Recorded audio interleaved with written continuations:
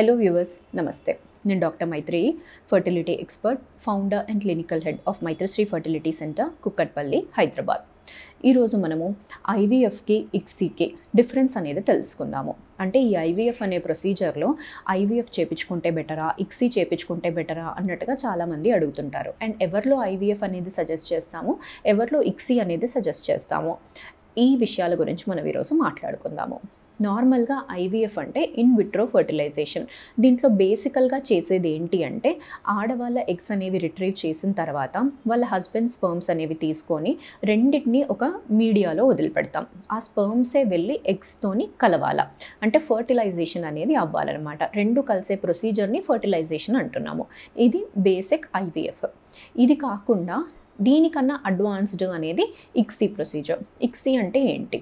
ICSI అంటే intracytoplasmic sperm injection. అంటే egg లోపలికి స్పర్మ్ని ఇంజెక్ట్ చేసే ప్రొసీజర్. మనమే మాన్యువల్గా స్పర్మ్ని ఎగ్ లోపలికి పంపిస్తున్నాము, దాన్ని మనం ఇక్సీ అంటాం.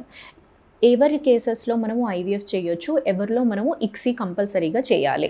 సో నార్మల్గా హస్బెండ్ వైఫ్లో ఎటువంటి ప్రాబ్లం లేదు అంటే వాళ్ళకి మనం ఫస్ట్ స్టెప్ ఐవీఎఫ్ అనేది చేసుకోవచ్చు.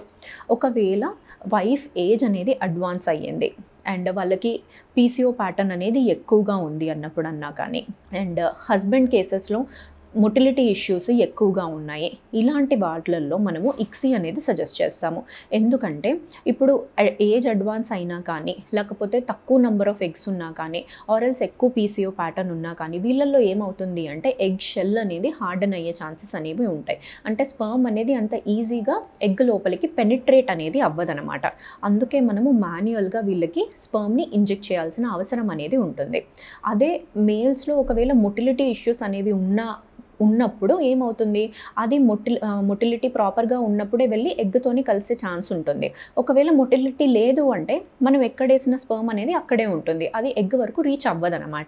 అలా వాళ్ళకి ఫర్టిలైజేషన్ ఫెయిల్యూర్ అవుతుంది. సో ఇలాంటి కేసెస్లో మనము మంచి లైవ్ స్పర్మ్ని తీసుకొని మొటిలిటీ అనేది లేని దానికైనా కానీ దాన్ని తీసుకొని ఎగ్ లోపలికి ఇంజెక్ట్ చేస్తే అప్పుడు మనకి ఎంబ్రియో ఫామ్ అవుతుంది, ఫర్టిలైజేషన్ ఫెయిల్యూర్ అనేది జరగకుండా ఉంటుందన్నమాట. తర్వాత వచ్చేసి ఒకవేళ ఎగ్ నెంబర్ అనేది తక్కువగా ఉన్నా కానీ మనం మిక్సీ అడ్వైస్ చేస్తాం. ఎందుకు? ఎగ్స్ అనేవి చాలా తక్కువగా ఉన్నప్పుడు మనకి ఈచ్ అండ్ ఎవ్రీ ఎగ్ అనేది ఇంపార్టెంట్. అది ఎంబ్రియో అనేది ఫామ్ అయ్యే ఛాన్సెస్ అనేవి కోల్పోకుండా ఉండడానికి మనము ప్రతి ఒక్క ఎగ్ లోపలికి ఒక్కొక్క స్పర్మ్ని ఇంజెక్ట్ చేసుకోవాలని మనము ఇక్సీ ప్రొసీజర్ అనేది వీళ్ళకి సజెస్ట్ చేస్తాము. సో అలా ఎగ్ నెంబర్ తక్కువ ఉన్నా, లేదంటే ఆడవాళ్ళ ఏజ్ అనేది ఎక్కువైనా, ఎక్కువగా పీసీఓ ప్యాటర్న్ ఉన్నా, ఆరల్స్ మేల్స్లో స్పర్మ్స్లో ఏమన్నా మొటిలిటీ ఇష్యూస్ ఉన్నా, ఇలాంటి వాళ్ళందరికీ మనము ఇక్సీ చేస్తే వీళ్ళకి ఫర్టిలైజేషన్ ఫెయిల్యూర్ అనేది రాకుండా ఉన్నప్పుడు ఇంకా బెటర్ సక్సెస్ రేట్ వస్తుంది. కాబట్టి ఇటువంటి వాళ్ళకందరికీ మనము ఇక్సీ సజెస్ట్ చేస్తాం. అండ్ ఎటువంటి ప్రాబ్లం ఏమీ లేదు, because of some reason tubal blocks అన్నా కానీ, ఇలాంటి రీజన్స్ వల్ల, లేకపోతే ఐయుఐ ఫెయిల్యూర్స్ అయ్యాయి, ఇలాంటి వాళ్ళకి మనము సింపుల్గా ఫస్ట్ ఐవీఎఫ్ అన్నా కానీ చేసుకోవచ్చు.